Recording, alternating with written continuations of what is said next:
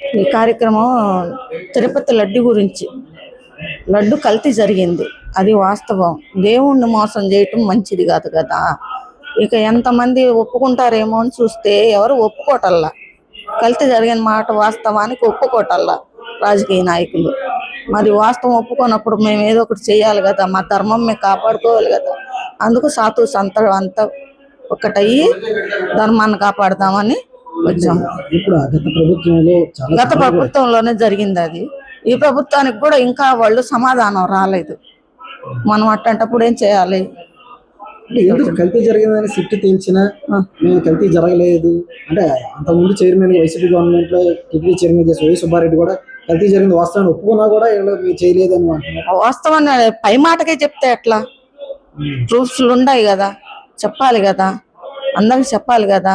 ఎవరికి వాళ్ళు పక్కగా తప్పించుకుంటున్నారు. వాస్తవాన్ని బయటికి లాగాలంటే ఎందుకమంటే ఆయనకుండా ఉన్నది. ఆయనకి ఎందుకు హిందువుల్ని ఎట్లయినా మార్చాలనే కోరికే ఆయనది. అలా చాలా జరిగినాయి కూడా, కానీ ఎవరికి వాళ్ళు పట్టించుకోవాలా. అవును చేశారు. అవును, ఆయన పేరు అడ్డం పెట్టుకొని చేసిన వాళ్ళు కూడా చాలా మంది ఉన్నారు. ఆయన పేరు చెప్తారు. హిందూ సమాజం అంటే ఉండకపోబట్టే జనాలకి ఆయన పేరు చెప్పి అంత దాడులు జరిగినాయి. అది నా మాటగా. అవును, చాలా దిక్కలకు పోయినాయి. చిన్న పిల్లల కాడి నుంచి పుట్టినరోజులు కానీ, ఏ పుణ్య కార్యాలకు కానీ అన్నిటికీ ఆయన లడ్డు చేశారు. పంపించారు కదా, లడ్డులు కూడా పంపించారు. జరిగినాయి. ఏం చేయాలా? ప్రభుత్వమే శిక్షించాలా. ప్రభుత్వం తీసుకోలేదనుకో మేము సాతు సంతం అంతరం ఒకటవుతాము. హిందూ సమాజం కాపాడుకోవాలా. అది గత ప్రభుత్వ హయాంలో కల్తీ నెయ్యి విషయంలో ఏం జరిగింది అంటే, కల్తీ నెయ్యి ఇంతవరకు కల్తీ నెయ్యి అని అనుకున్నాం. కల్తీ అని ఎప్పుడు అనాలి? ఏదో ఒక 50% అన్నా దేశవాళీ గోవు నెయ్యి ఉండి అందులో వేరేది ఏమన్నా కలిపితే కల్తీ నెయ్యి అంటాం. కానీ ఇది సృష్టికి ప్రతి సృష్టి చేసేసి ఏకంగా ఆవు లేదు, పాలు లేవు, వెన్న లేదు, నెయ్యి లేదు, మొత్తం కల్తీ చేసేసి ఈ లడ్డూని తయారు చేశారు. ఈ సంస్కృతిని, మన సనాతన ధర్మాన్ని సర్వనాశనం చేయడంలో ఇది మొట్టమొదటిది. దీన్ని లవ్ జిహాద్ ఎలాగో అలాగా ఈ లడ్డూ జిహాద్ అని కూడా అనుమానం వస్తుంది.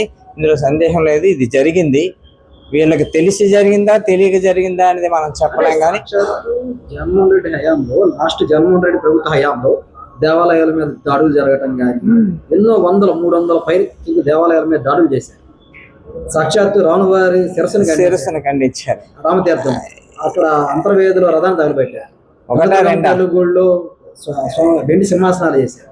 అంటే ఎందుకు జగన్మోహన్ రెడ్డికి ఎంత కోపం? ఎందుకు హిందూ సమాజం మీద?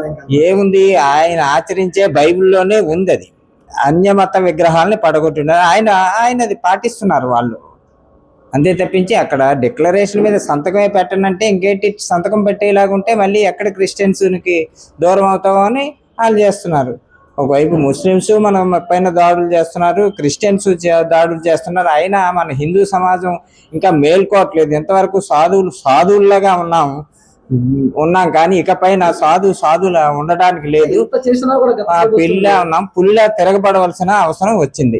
ప్రభుత్వం ఇంత చేసినా కూడా ఇప్పటికే వచ్చి మేమేం చేయలేదు, కల్తీ జరగనట్టు మాట్లాడుతున్నారు. కల్తీ జరిగిందని వై సుబ్బారెడ్డి ఒప్పుకున్నా కూడా వాళ్ళు మాట్లాడుకుంటూ మనం తప్పు చేశాము అనేసి రోజా గారు మాట్లాడుకున్నా కూడా వాళ్ళ మనస్సాక్షి వాళ్ళకి చెప్తుంది కదండి.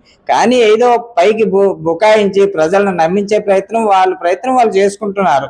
కానీ హిందువులుగా మనం తెలుసుకున్న అవసరం ఉంది. అంటే మెయిన్ ఏంటంటే టీటీడీ దేవస్థానానికి బోల్డ్ భూములు ఉన్నాయి కాబట్టి ఈ సాధు సంతులకి కొన్ని ఎక్కడికక్కడ జిల్లాకి కొంత స్థలాలు ఇచ్చి దేశవాళీ గోవులను పెంపకానికి ప్రోత్సహించేలాగుంటే ఆ చక్కనైన పాలుని మళ్ళీ టీటీడీ దేవస్థానానికి అందించి అవసరమైనంత నెయ్యిని సమకూర్చే అవకాశం ఉంటుంది. కాబట్టి ఆ దిశగా చర్యలు తీసుకొని ఎక్కడికక్కడి గోశాలని డెవలప్ చేసి, ఇలాంటి హిందూ ద్రోహి మళ్ళీ హిందూ సమాజం హర్షిస్తుందా రాటాకి? ఇంకెక్కడ అర్చిస్తా ఇంకా అర్చిస్తుందా? 11 సీట్లతో పడిపోయినా ఇంకా వాళ్ళకి బుద్ధి రావట్లేదు. ఈసారి 1కి పడిపోతాయేమో అని డౌట్ వస్తుంది. అందుకే హిందువులే ఏకమయ్యి మేము చెప్పిన విని సాధు సంతులు చెప్పిన ఎక్కడికక్కడ ఉత్తేజితం చేస్తున్నాం. ఇంకా ప్రజలు ఇంకా ఏదో మాయలో ఉన్నారు. ఏంటంటే మెయిన్ జనాలు మా ఇంటికి ఏమి వస్తుంది, కలిసి వస్తుంది ఈ ప్రభుత్వాల వలన ఆశించకుండా మన సంస్కృతిని ఏ ప్రభుత్వాలు నాశనం చేయకుండా కాపాడుతున్నాయా అనే దృష్టితో ప్రజలంతా చూసి సంస్కృతి మీద ఆధారపడి ఉంటుంది ప్రతిదీ. మెయిన్ ఏంటంటే పాఠ్యాంశాల్లో మార్పులు రావాలండి.